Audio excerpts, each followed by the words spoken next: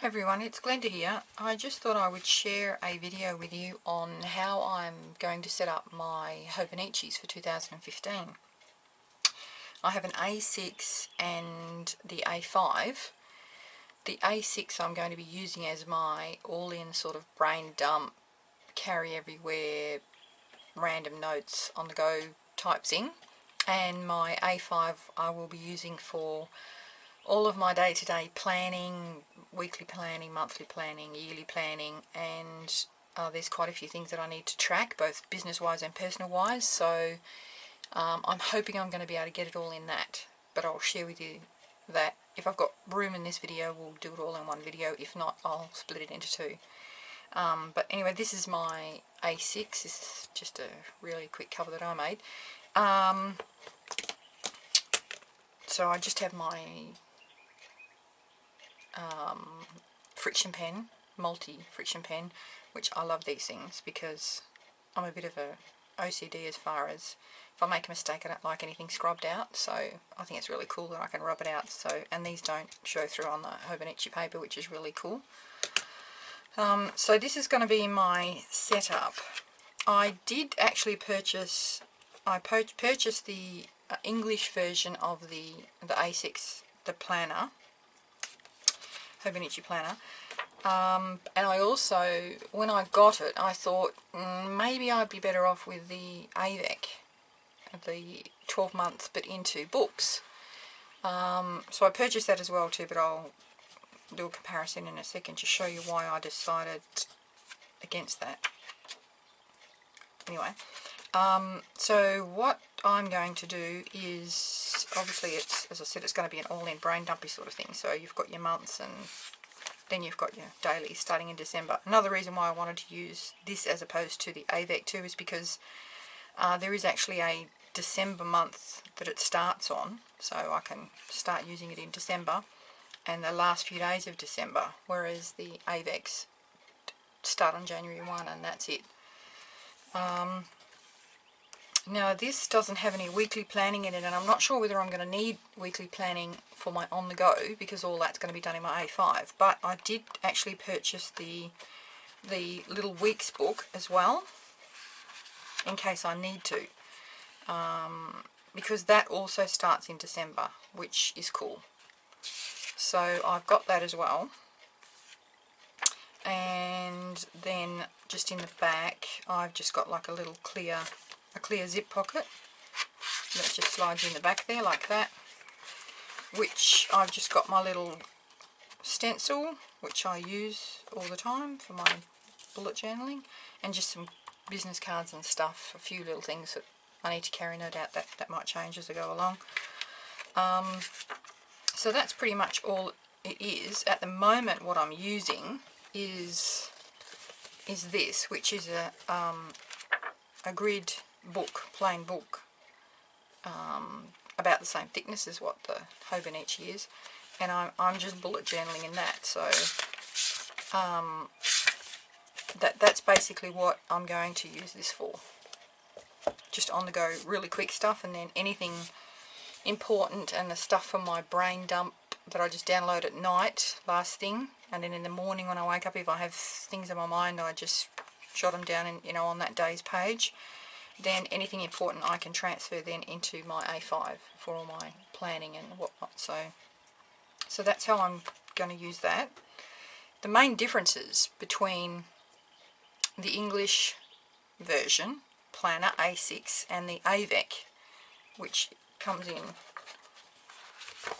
your 2 volumes, the first 6 months of the year and the last 6 months of the year, apart from the fact that it's split obviously, is that the grid is actually a tiny bit smaller, tiny, hardly noticeable, but it is a bit smaller. I suppose they figured that we write a bit bigger, Westerners as opposed to Japanese.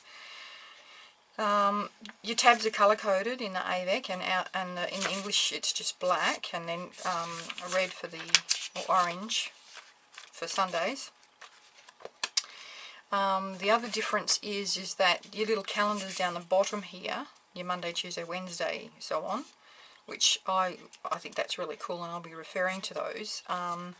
in the Avec, because it's only in Japanese, obviously, is in Japanese. So, I mean, you can read the numbers, obviously, but you won't be able to read the days. But, you know, that may not be a major thing. Hang on, I'll find January. That's good. Yep. It's a lot fainter, as you can see. You don't have the, well, you do have the name of the day, but it's in Japanese. The English version doesn't have the bullets at the top, you know, like your top 5 to-dos for that day, maybe, or and it also, it doesn't have your time in detail down the side. It's just got midday shown, and then it's got a little meal icon, little dinner icon, I'm assuming. So maybe you can see that. I'll zoom in a little bit more. Excuse me. So that's your direct comparison between the pages, and obviously your quotes are in Japanese, which you can't read, but you know that the A5 is only like that, and that really doesn't bother me. But if it did bother you, then at least you do have the choice in the, you can go for the Japanese version or the English version, but if you want the Avec, it's only in Japanese.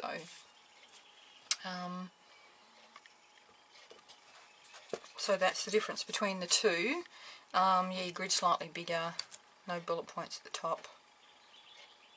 Yep, that's pretty much the difference between the two.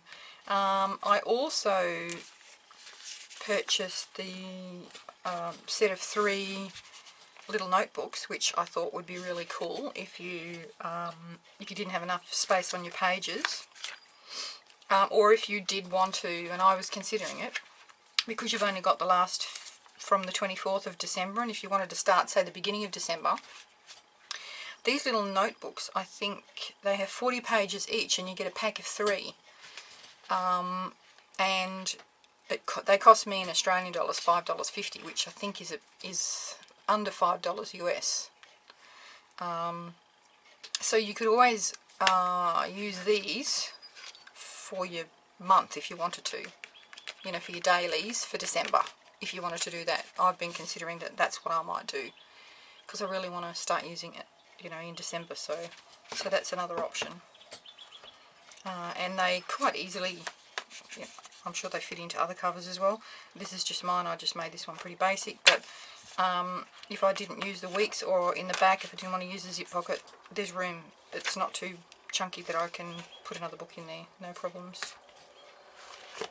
So that is the A6. Let's have a look at the A5. Or just very quickly before we go on to that, I also did purchase a weeks as well. Because obviously I make the covers, I need the physical book to be able to make the covers so that they fit, obviously, otherwise people wouldn't be happy. But obviously I want to use them as well too, because I like the system. So this is the weeks that I got, which I just got the black cover, and this is the leather cover that I made with an attached pen loop.